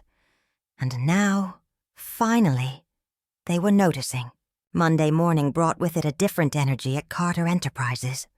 The whispers continued, but they had transformed from shocked disbelief to something closer to respect, tinged perhaps with a hint of fear. The quiet CEO who had seemed so easily sidelined had suddenly revealed steel beneath the silk. Alyssa was waiting in my office when I arrived, a stack of reports in her hands and an uncertain expression on her face. Mom, she greeted me, rising. I thought we should go over the transition plan for my new role. Good morning to you too, I said mildly, setting down my purse. Coffee first, I think. She smiled tentatively. Right, sorry. She followed, me to the small kitchenette adjoining my office, where I prepared 2 cups. David called me last night, after he left your house. I handed her a mug. And? He was. I'm not sure I've ever heard him like that. Confused, hurt, angry at Megan, but also at himself. She watched me over the rim of her cup. What did you say to him? The truth, I replied simply. Something that's been in short supply around here lately. Alyssa looked down. I should have said something sooner. About Megan's manipulations. About how they were treating you. I knew it wasn't right, but I just went along. Why? I asked, genuinely curious. She sighed. It was easier, I suppose. David and Megan seemed so certain, so confident in their vision. And I'd gotten used to deferring to them. To everyone, really. It's what I've always done. Taking the path of least resistance, I observed. Yes. She met my eyes directly. But that's not what you did last week. And watching you stand your ground, it made me realize how long I've been compromising. Not just with them, but with myself. I studied my daughter, seeing her clearly, perhaps for the first time in years. Alyssa had always been the peacekeeper, the one who smoothed conflicts rather than creating them. I'd seen it as a strength, but perhaps it had become a limitation as well. The president role, I said carefully. Are you sure you want it? It will mean making hard decisions, standing firm when challenged, potentially disappointing people you care about. I'm sure, she said, with a conviction that surprised me. I've spent too long in the background, Mom. Just like you. It's time I found my voice. Pride swelled in my chest. Then let's get to work. The transition wasn't smooth. These things rarely are.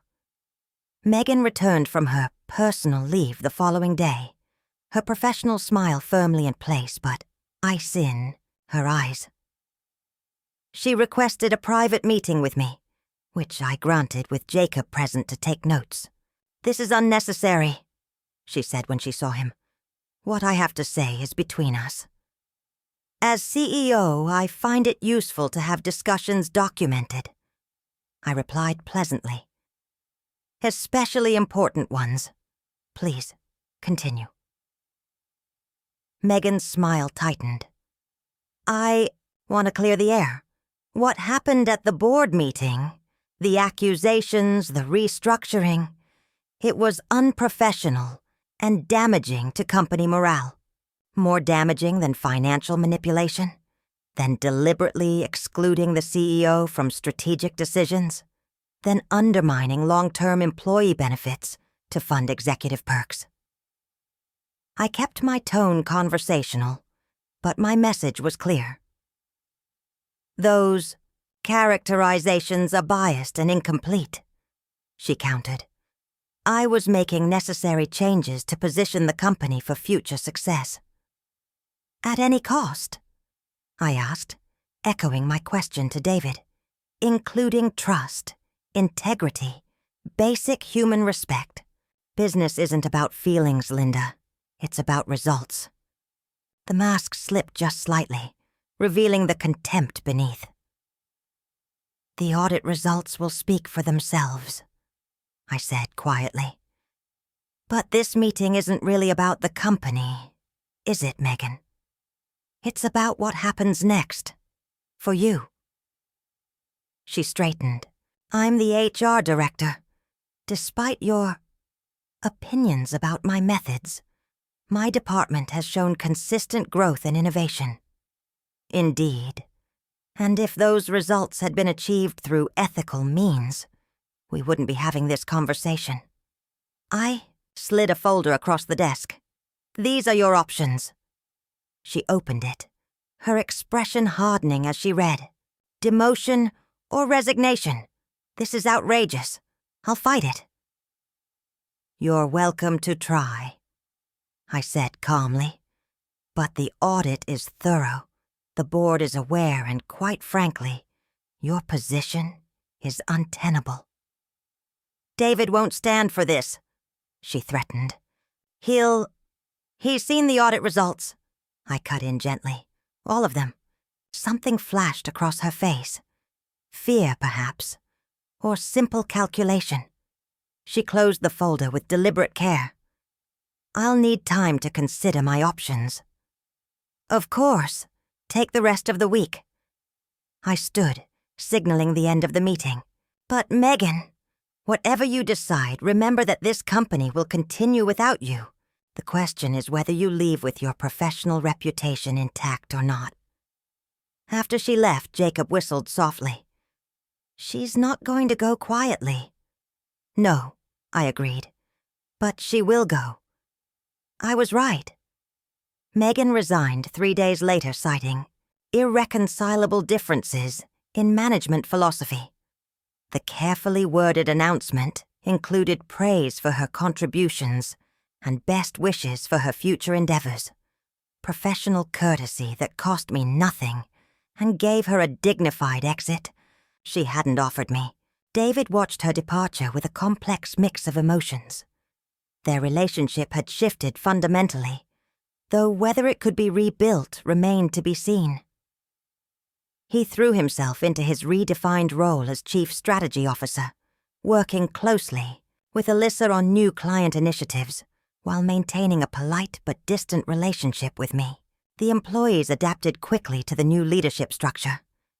Many of the long-term staff expressed quiet relief, while newer hires who had known only Megan's management style required reassurance that performance still mattered, just not at the expense of ethics.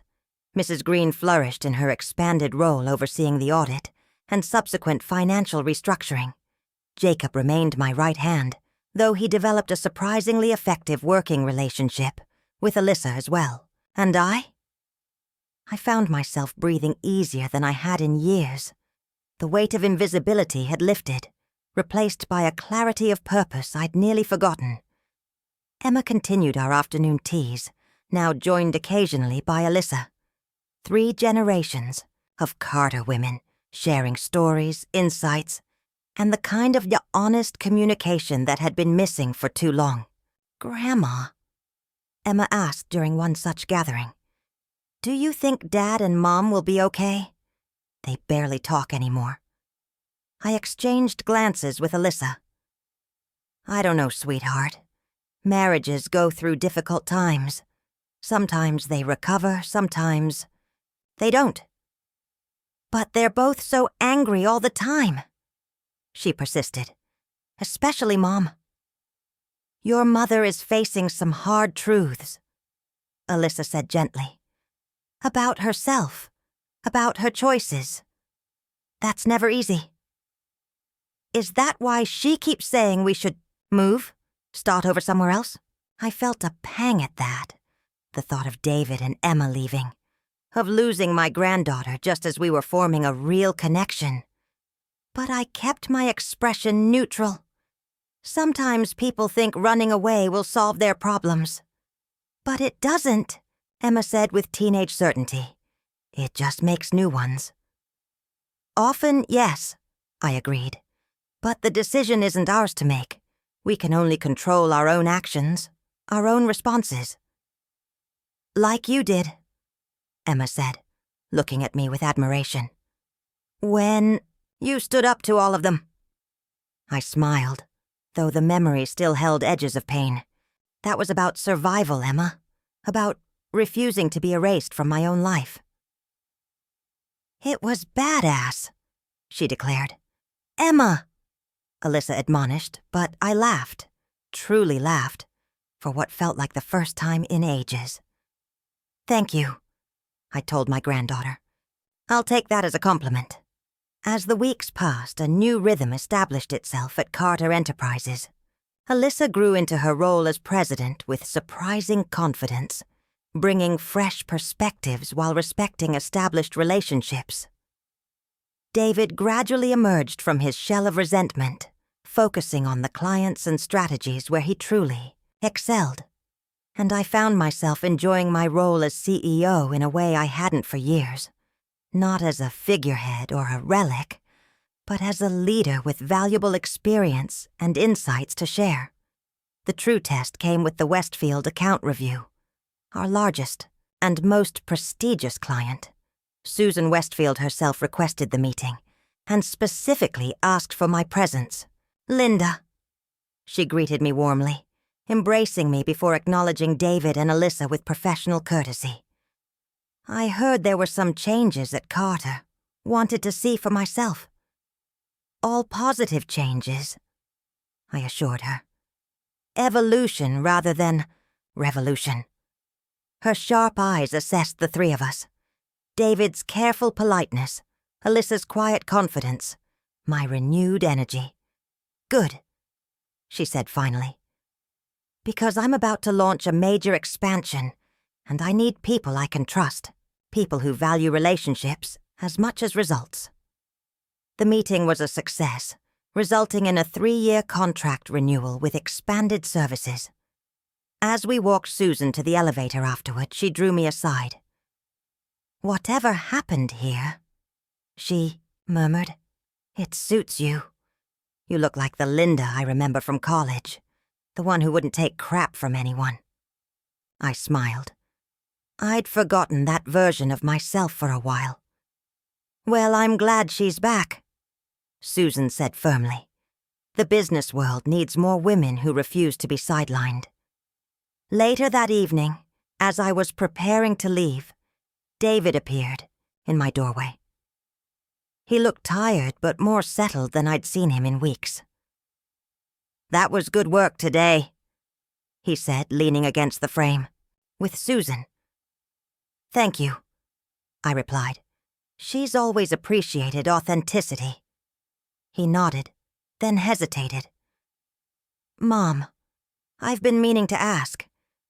The things you said at the board meeting about saving the Westfield account after I messed up the negotiation, about mortgaging your house during the recession, were those? Did you really?" "Yes," I said simply. "Those things happened, and many more like them. Why didn't you ever tell me?" The genuine confusion in his voice tugged at my heart. "Would you have listened?" I asked gently. "Would it have mattered?" He had no answer for that, and we both knew it. "Megan's talking about separation," he said abruptly. "Says she can't stay in a city where her professional reputation has been damaged." "I'm sorry to hear that," I said, and meant it. Whatever my issues with Megan, I had never wished for my son's marriage to suffer. "Are you?" He searched my face. "Really?" "David, I didn't do any of this to hurt you, or even to hurt Megan. I did it because it was necessary.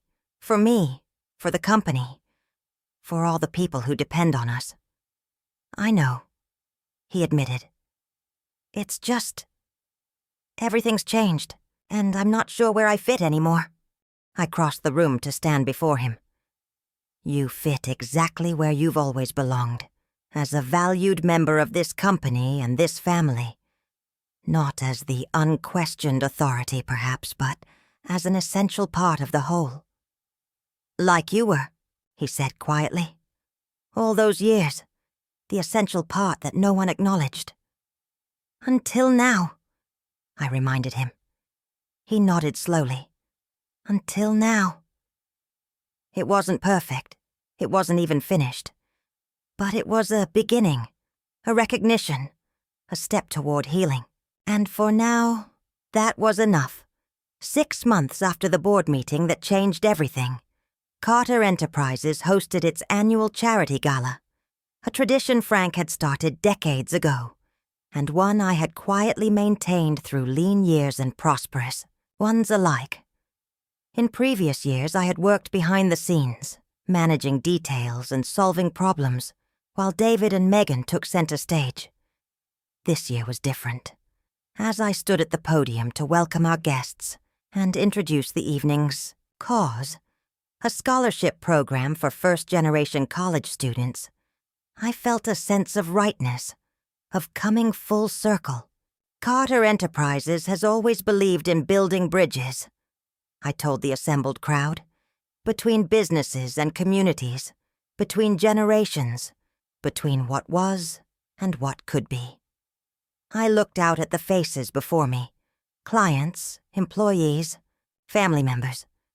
Tonight we celebrate not just what we've accomplished, but what we continue to build together. The evening flowed seamlessly, a testament to months of careful planning and renewed relationships. Alyssa worked the room with newfound confidence, discussing expansion plans with key investors.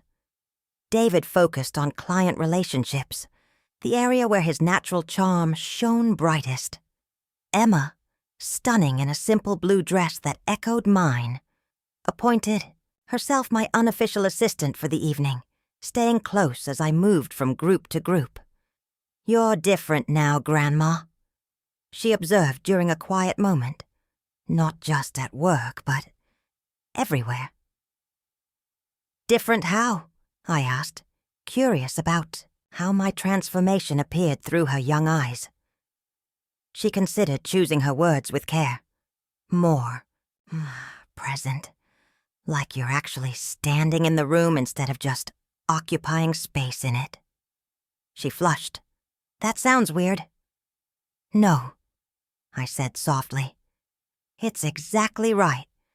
For years I made myself smaller, quieter, less visible, thinking that's what was expected of me, what was needed. And now? Now I understand that being seen isn't selfish, that claiming your place doesn't diminish others. It just establishes a truth that should have been acknowledged all along." She nodded slowly. "Is that why you've been helping me with my college applications? Teaching me about the business, because you want me to be seen too?" My heart swelled with love for this perceptive young woman.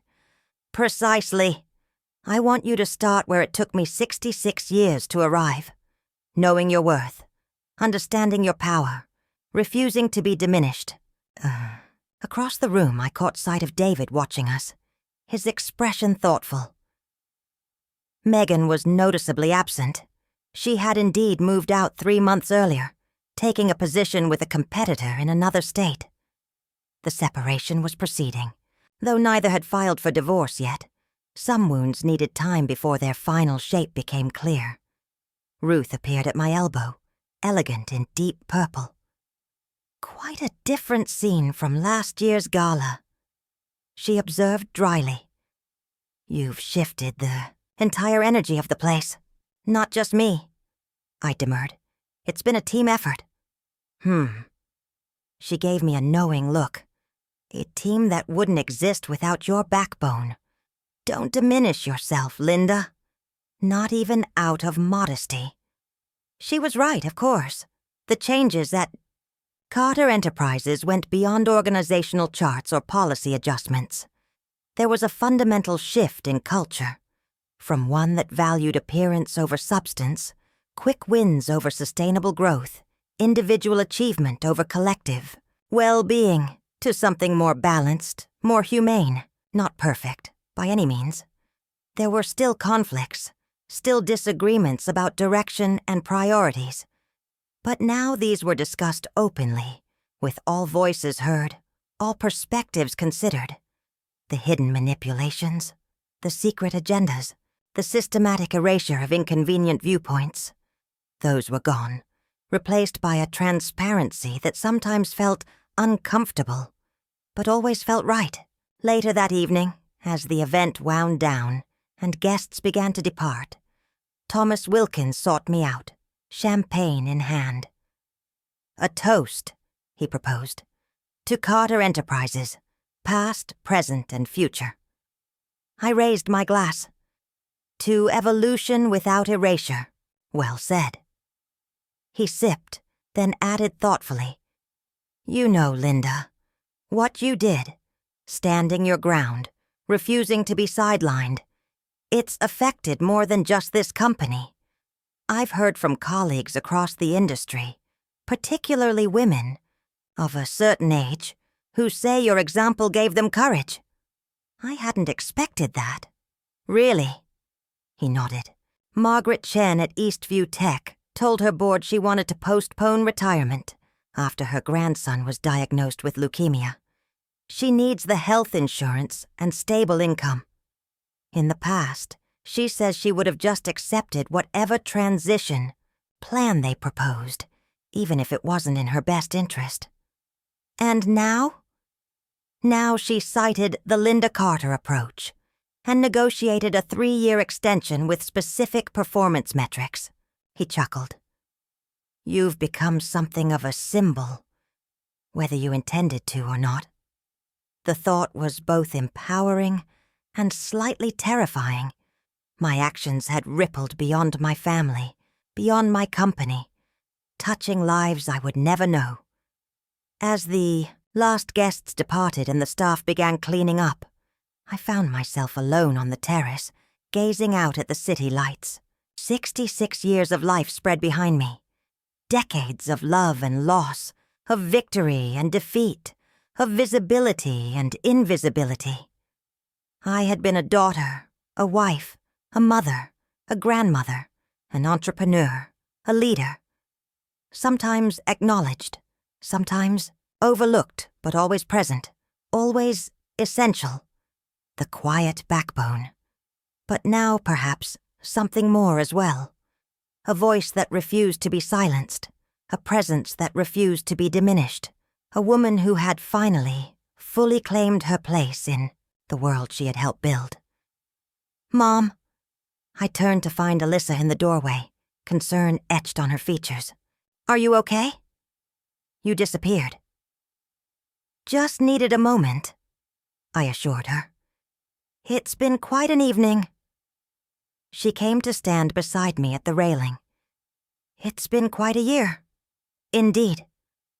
I studied my daughter's profile, seeing in it echoes of my own features, Frank's charm, and something uniquely Alyssa, a quiet strength that had always been there, waiting to emerge. Any regrets? About stepping into the president role? About everything that's happened? She thought for a moment, then shook her head. No, it's been challenging, especially with David. But it feels right, like I've finally found where I belong. And David? Alyssa sighed. He's struggling. The separation, the redefined role at work. It's a lot of change at once. But I think, underneath it all, he's becoming more himself again. Less Megan's husband. More just David. And you're helping him with that? I observed. I've noticed how you include him, value his input, even when you overrule his decisions. She smiled slightly. I learned from the best. I raised an eyebrow. From me? Who else? You've spent a lifetime lifting others without seeking credit. The difference is, now we see it. Now we understand what it costs and what it's worth. Inside, the cleaning crew was finishing up. Jacob was overseeing the final details, as efficient as always. Mrs. Green was gathering the donation pledges, a record amount this year. Emma was helping collect centerpieces, laughing with one of the young servers. My family, my company, my life. Not perfect, not unmarked by pain or regret or loss, but real, visible, mine. Shall we head back in? Alyssa suggested. David mentioned something about a nightcap at his place. Just family. Family. The word held new meaning now. Not just bonds of blood or marriage, but connections built on truth, on seeing and being seen, on mutual respect rather than convenience or obligation. Yes, I said, taking her arm. Let's join the family. As we walked inside together, I thought of all the women like me. The quiet backbones, the unseen supporters, the overlooked valuables. Women whose strength and wisdom are dismissed as outdated, whose voices are silenced as irrelevant, whose contributions are forgotten or diminished. I thought of them, and I hoped they would find what I had found: the courage to speak, the determination to be heard, the unshakable certainty that they deserve their place, not just in the background, but at the center of their own lives, the quiet backbone, finally speaking, and discovering, to everyone's surprise, that she had been strong enough to carry others all along. 1 year later, I stood in the auditorium of Emma's college, watching my granddaughter deliver the valedictory address. Her voice rang clear and confident as she spoke about legacy, about finding strength in unlikely places, about the power of quiet persistence. My grandmother taught me, she told her classmates and their families, that being underestimated can be your greatest advantage. That true strength isn't about volume or visibility. It's about values, about knowing your worth even when others don't see it. In the front row, exactly where Emma had insisted I sit, I felt tears threatening. Beside me, Alyssa squeezed my hand. On my other side, David sat with careful composure, still adjusting to life as a single father, still finding his way back to the son I had raised. Carter Enterprises had undergone its own evolution. Under Alyssa's leadership as president and my continued guidance as CEO, we had expanded thoughtfully, prioritizing ethical partnerships and sustainable growth. The scholarship program launched at last year's gala had already changed dozens of lives, with Emma leading a student mentorship component as part of her business major. Mrs. Green had been promoted to Chief Financial Officer, bringing transparency and integrity to our financial reporting. Jacob had taken on a broader role as Chief of Staff, serving as a bridge between departments and generations. And Thomas Wilkins, approaching his own retirement, had begun a formal knowledge transfer, programmed to ensure that institutional memory wasn't lost with departing employees. As for me, I had found a new balance, still engaged, still essential, but no longer carrying the world alone. I had learned to delegate, to trust, to step back when appropriate and step forward when necessary. I had discovered that visibility didn't require constant presence, that influence didn't demand perpetual control, that worth didn't depend on unity. I had learned, in short, to be fully present in my own life, neither diminished nor dominating, but simply powerfully myself. In conclusion, Emma's voice brought me back to the present. I want to thank the woman who showed me what real strength looks like. Not the kind that makes noise, but the kind that makes a difference, the kind that endures. She looked directly at me, her eyes bright with emotion. Thank you, Grandma, for teaching me that the quiet backbone is actually the strongest part. The applause washed over us as Emma took her bow. In that moment of collective celebration, I felt something settle within me. A peace, a completion, a circle closing. I had begun this journey seeking respect, reclaiming dignity, refusing erasure. I had fought not just for myself, but for every woman who had ever been dismissed, overlooked, undervalued. I had stood my ground when it would have been easier to step aside, and in doing so, I had changed not just my own story, but the stories of those around me, my children, my grandchild, my colleagues, perhaps even strangers I would never meet. The quiet backbone had found her voice, and discovered, in the end, that she had been strong enough all along